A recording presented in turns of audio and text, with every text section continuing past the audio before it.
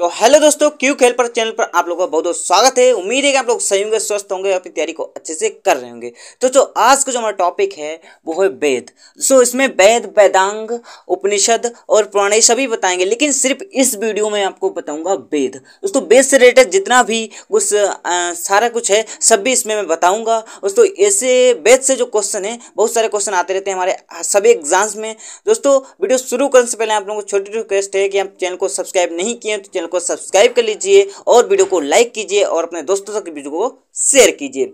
दोस्तों चलिए वीडियो को शुरू करते हैं। और हाँ, अगर आपको इसके नोट्स चाहिए तो हमारा टेलीग्राम चैनल जो है डिस्क्रिप्शन बॉक्स में उसका लिंक दे रखा है और आप वहाँ से ज्वाइन कर सकते हैं और वहाँ से आपको नोट्स मिल जाएंगे। प्रॉपर डेली वीडियो के साथ में आपको नोट्स प्रोवाइड करता रहूँगा। तो चलिए शुरू करते हैं। तो हमारा जो आज का टॉपिक है वेद। दोस्तों इसमें बताएंगे कि वेद कौन कौन से वेद होते हैं, कितने वेद होते हैं और इनके ज्ञानी कौन है। मतलब आपने अगर किसी वेद का अगर ज्ञान अर्जित कर लिया तो आप क्या कहलाएंगे, इसमें ये होता है। मतलब कोई ऋग्वेद का ज्ञानी होता है उसे क्या कहते हैं, और उसके ब्राह्मण ग्रंथ कौन से होते हैं। ब्राह्मण ग्रंथ का मतलब ये होता है कि किसी भी वेद का जो ब्राह्मण ग्रंथ होता है वो जो है उस वेद को समझने के लिए होता है। जब तक आप ब्राह्मण ग्रंथ को नहीं पढ़ेंगे तब तक उस वेद को आप समझ नहीं सकते हैं। जो उसके बाद है उपवेद। इसके उपवेद भी होते हैं वेद के, और उपवेद के भी ज्ञानी होते हैं। दोस्तों चलिए शुरू करते हैं। सबसे पहले तो जान लेते हैं कि वेद कितने होते हैं। तो वेद जो होते हैं वो होते हैं 4: ऋग्वेद, सामवेद, यजुर्वेद और अथर्ववेद। और जो ऋग्वेद है ये सबसे पुराना यानी सबसे पहला वेद था जो कि ऋग्वेद था। इसके जो ज्ञानी थे वो होत्रु थे नहीं, मतलब होते हैं। जो ऋग्वेद के ज्ञानी होते हैं उन्हें होत्र कहते हैं। मतलब किसी ने अगर ऋग्वेद का ज्ञान प्राप्त कर लिया तो वो होत्र कहलाएगा। उसके बाद जो ब्राह्मण ग्रंथ इसका है वो है कौस्तकीय और ऐतरेय। जो ऋग्वेद के ब्राह्मण ग्रंथ है वो कौस्तकीय और ऐतरेय होते हैं। और जो उपवेद इसका होता है ऋग्वेद का, उसे आयुर्वेद कहते हैं।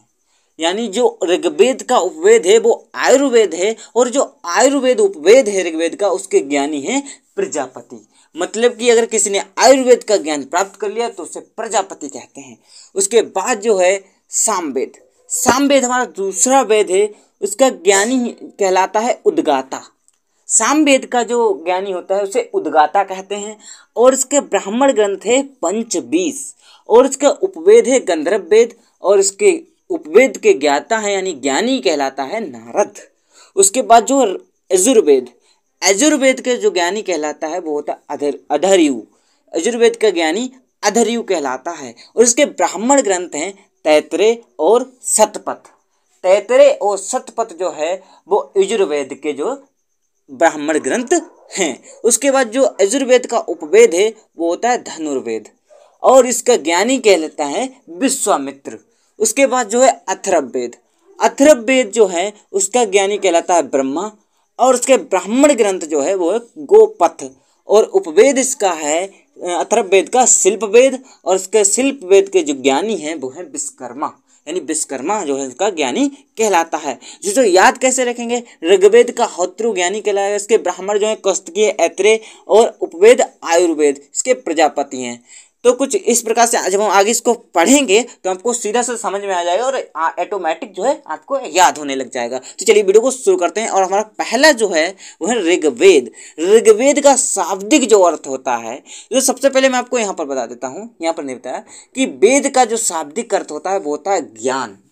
यानी अगर जैसे कहते हैं लोगों को वेद आते हैं तो उसे कहते हैं उसको बहुत ज़्यादा ज्ञान है, उससे बहुत ज़्यादा ज्ञान है। तो जो इसका शाब्दिक अर्थ होता है उसका होता है ज्ञान।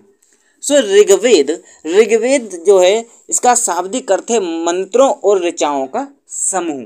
इसलिए इसका नाम जो है, इसमें बहुत सारी ऋचाएँ यानी 10,528 ऋचाएँ हैं। इसके कारण ही इसे ऋग्वेद कहा गया। और जो मंत्रों और ऋचाओं का जो समूह होता है उसी को कहते हैं ऋग्वेद। तो उसके बाद बात करते हैं इसमें मंडल कितने हैं। तो ऋग्वेद में 10 मंडल हैं और 1028 सूक्त हैं और 10,528 ऋचाएँ हैं। और इसमें गायत्री मंत्र की चर्चा की गई है जो कि सूर्य भगवान को समर्पित है। उसके बाद इसमें 9वें मंडल, इसका जो 9वां मंडल है वो बहुत चर्चा में रहता है, परीक्षा में आता रहता है। तो इसके 9वें मंडल में जो है सोम देवता की चर्चा की गई है। उसके बाद इसके ज्ञानी जो हैं होत्रु हैं, आपको ऊपर बता ही चुके हैं। और इसका उपवेद जो है आयुर्वेद है, और इसके उपवेद आयुर्वेद है, उसके ज्ञानी को जो है प्रजापति कहते हैं और इसमें चिकित्सा की चर्चा है। उसके बाद इसमें एक और आता है कि दशराग युद्ध की चर्चा, यानी ऋग्वेद में जो है दशराग युद्ध की चर्चा भी हुई है। उसके बाद दूसरा है सामवेद। सामवेद जो है इसमें साम का अर्थ होता है गान, यानी इसमें कुछ गान से पता चलता है कि इसमें संगीत जो है संगीत की चर्चा की गई है। तो इसमें जो है सामवेद में इसमें 1875 मंत्र हैं। वास्तव में तो इसमें 99 मंत्र ही हैं, लेकिन बाकी जो मंत्र लिए गए हैं वो ऋग्वेद से लिए गए हैं। 1875 इसमें हैं, लेकिन वास्तव में 99 हैं, और जो बाकी जो मंत्र लिए गए हैं वो सारे के सारे ऋग्वेद से लिए गए हैं। उसके बाद है हमारे भारतीय संगीत के 7 स्वर, सा रे गा मा पा धा नी, ये जो हैं सारे के सारे जो इसमें शामिल हैं, यानी भारतीय संगीत के जो स्वर हैं 7, उनकी इसमें चर्चा की गई है। उसके बाद इसके ज्ञानी जो हैं सामवेद के उद्गाता कहलाते हैं, और जो इसका उपवेद है वो गंधर्व वेद है, और इसके गंधर्व वेद के जो ज्ञानी हैं वो नारद कहलाते हैं। उसके बाद जो है भारतीय संगीत का जन्म इसी से हुआ है, जो हमारे भारतीय संगीत का जन्म है वो सामवेद से ही हुआ है। उसके बाद हमारा अगला है यजुर्वेद। यजुर्वेद में 1990 मंत्र हैं। इसमें जो है युद्ध एवं कर्म कांड की चर्चा है। एकमात्र वेद है यजुर्वेद, जो है एकमात्र वेद है जिसमें गद्य और पद्य दोनों की चर्चा हुई है। इसमें जो है गद्य को, इसमें 2 पार्ट हैं, यजुर्वेद में 2 पार्ट हैं।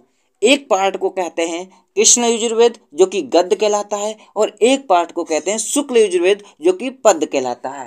दोस्तों इसके बाद है कि इसके ज्ञानी कौन है। दोस्तों जो यजुर्वेद के ज्ञानी हैं उसे अर्धयु कहते हैं, अर्धयु, और उसके उपवेद जो है वो है धनुर्वेद, और इसके ज्ञानी को कहते हैं विश्वकर्मा। अब धनुर्वेद, जैसे राम जी को जो है युद्ध कला जो है किसने सिखाई, उनके गुरु कौन थे, विश्वामित्र। आप अगर रामायण अगर देखी होगी तो आप जानते होंगे। तो जैसे धनुर्वेद, तो धनुर्वेद के जो है विश्वामित्र होंगे। ऐसे आप उपवेद का जो है ध्यान रख सकते हैं। उसके बाद हमारा अगला है अथर्ववेद। चौथा हमारा यानी लास्ट, सबसे बाद में जो बनाया गया, मतलब सबसे बाद में जिसकी रचना की गई उसे अथर्ववेद कहते हैं। दोस्तों वेद की ये रचना है वो जो है उसे कहते हैं अपौरुष, ठीक, यानी किसी भी पुरुष, यानी किसी भी जन्मे हुए इंसान या फिर किसी भी पुरुष या मानव के द्वारा जो है उसकी रचना ना की गई हो उसे अपौरुष कहते हैं, यानी जो है अपौरुष से, ठीक है, उसी को वेद को जो है अपौरुष से कहा गया है, यानी कि किसी के द्वारा रचित ना, इसे कहते हैं कि वेद इसे भगवान ने बनाया है। दोस्तों यहाँ पर जो अथर्ववेद है इसमें जो शामिल है उसको जो है सबसे बाद में बनाया गया, यानी रचित किया गया, उसको लिखा गया।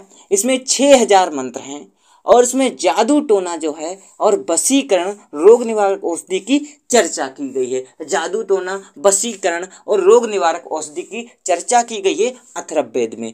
उसके बाद जो है इसके ज्ञानी जो हैं उसमें ब्रह्मा कहते हैं, और उसके बाद उपवेद जो हैं उसका है शिल्पवेद, और शिल्पवेद के ज्ञानी विश्वकर्मा कहलाते हैं। उसके बाद अथर्वा ऋषि ने लिखा, जो अथर्ववेद है उसे अथर्व ऋषि ने लिखा था। उसके बाद इसमें सर्वप्रथम मगध, अंग और राजा परीक्षित के बारे में उल्लेख है। तो सारा कुछ दोस्तों आपने इसमें समझा होगा और जाना होगा। दोस्तों आपको उम्मीद है कि आपको समझ में आया होगा, और ये अच्छे से आप पढ़ेंगे आगे, और उसके नोट्स भी प्रोवाइड हम कराएंगे, आप वहाँ से डाउनलोड कर सकते हैं टेलीग्राम ज्वाइन करके। दोस्तों अगर चैनल को सब्सक्राइब नहीं किया चैनल को भी सब्सक्राइब कर लेंगे, और वीडियो को लाइक करेंगे और शेयर करेंगे। तो चलिए यहाँ पर वीडियो को एंड करते हैं, मिलते हैं अगले टॉपिक में। जय हिंद, वंदे मातरम।